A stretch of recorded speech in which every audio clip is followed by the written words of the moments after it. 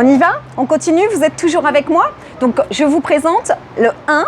Alors, moi, ce que j'aime, c'est qu'à côté de chaque numéro, on dit chaque type, chaque personnalité, j'aime imaginer une carte de tarot.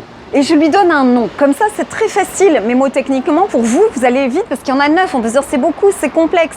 Oui et non, vous allez voir. Parce que, hop, moi je le nomme, je leur donne un nom. Ils ont un nom de toute façon. Imaginez que c'est une carte de tarot. Le 1, le perfectionniste. Le 1 est le perfectionniste. Alors aussi, juste avant de démarrer, vous allez tout de suite chercher à vous trouver, à vous. Alors, c'est normal, et puis c'est le but, et puis vous pourrez faire un test si vous voulez. Mais sachez que c'est subtil, hein. C'est très fin et très subtil. Et je vous dirai évidemment à la fin encore pourquoi. Mais vous allez peut-être patauger et vous dire mais je suis là, je suis là, je suis là. Et c'est normal parce que nous sommes présents, légèrement prédominants dans un numéro, un type, oui. Mais on verra qu'on est dans les deux ailes, donc les deux numéros. Et il y a des résonances et des correspondances. On reçoit le plus, le positif de l'un et on a le négatif d'un certain. Ça, c'est numéro par numéro, type par type. Ça veut dire qu'au final, on a une présence dans 5 types, 5 personnalités. On a un peu de 5 types avec une prédominance dans un. D'où la difficulté peut-être. Donc, soyez patient, ne vous jetez pas à corps perdu, dire je suis ça tout de suite dès que j'ai dit. Patientez, écoutez bien les 9, la totalité, écoutez les sous-types dont je vous parlerai ensuite, jusqu'au bout avant de dire je suis OK, promis. Alors, le 1 est le perfectionniste. Alors, le 1, les perfectionnistes sont assez désopilants parfois parce que je vous donne un exemple typique et représentatif.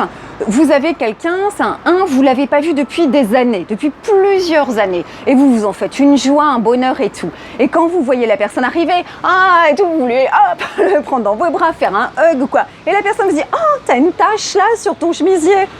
Et les bras vous en tombent. Ou ils vont dire, ton sac il est moche, il va pas du tout avec ta tenue. Ou enfin un truc dans ce genre-là, ok. Il va pointer le détail, l'arbre dans la forêt. Et vous, les bras vous en tombent. Vous dites, mais c'est pas vous faisiez une telle joie et tout. Mais lui aussi il se fait une joie. Mais c'est plus fort que lui, c'est comme ça. Alors, le perfectionniste, la passion en fait, c'est la colère. Il est dominé par la colère. Tant la colère contre lui-même que la colère contre les autres.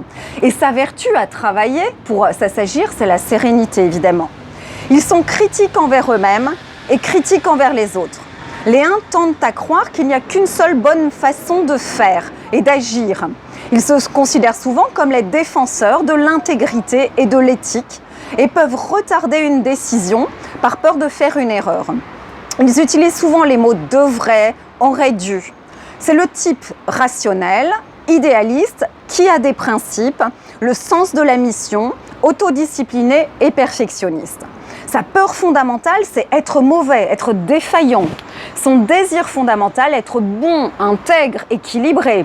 Ça, il court après, hein. Et puis son axe de développement, c'est consentir à se mettre en vacances par rapport aux règles, évidemment. Le 1 doit utiliser, on verra, l'énergie romantique du 4 pour libérer ses émotions et l'énergie épicurienne du 7 afin d'accepter les critiques et de retrouver une âme d'enfant. Je vous synthétise, petite fiche synthétique sur la typologie du 1, en quelques mots. Donc notre perfectionniste, son impulsion, c'est la colère, ok? La sienne propre et contre les autres, évidemment.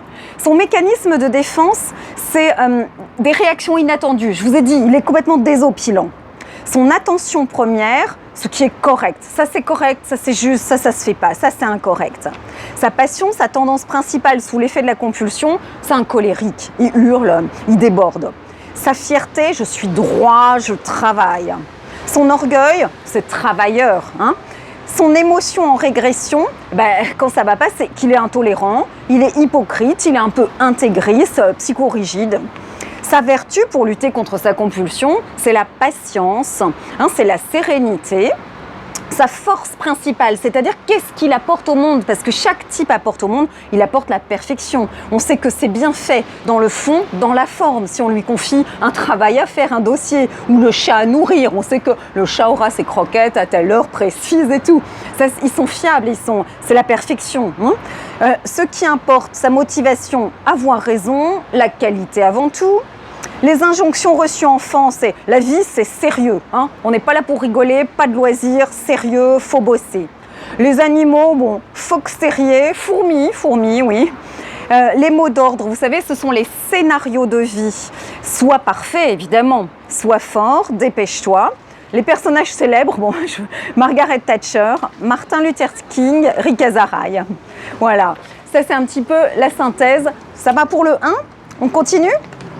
Les numéros 2. Alors, le numéro 2, lui, sa carte, comment il s'appelle? Il s'appelle l'altruiste. Le 2, comme son nom l'indique, il vit pour, par et à travers les autres. Le 2, il veut être aimé à corps et à cri, il ne veut pas déplaire, il ne sait pas dire non, il est anti-conflit, etc., etc. Le 2, c'est l'archétype de la mama italienne ou la mama juive, ok? Qui va, voilà. Alors, le 2, c'est l'altruiste, sa passion, c'est l'orgueil, sa vertu, l'humilité. Alors attention, parce que les deux, on peut croire, alors ils vont évidemment vouloir aider, mais ça peut être à l'extrême. D'abord, ils vont s'oublier eux-mêmes, oublier leurs propres besoins, ce qui génère des frustrations, et ils vivent tellement à corps et à cri pour les autres, des fois on leur a pas sonné, on leur a pas demandé, et ça peut être une petite tendance contrôlante et manipulateur, ok? Attention à ça. Donc ils sont à la recherche d'affection et d'approbation.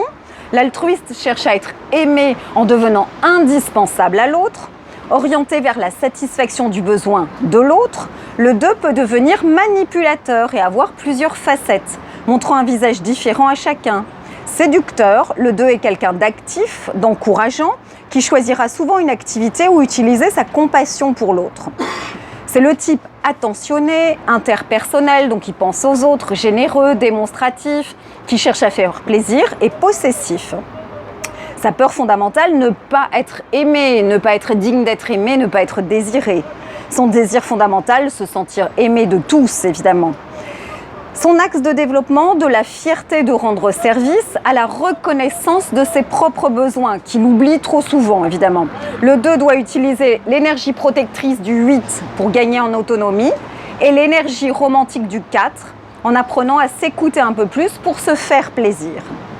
Petite synthèse sur notre 2, notre altruiste.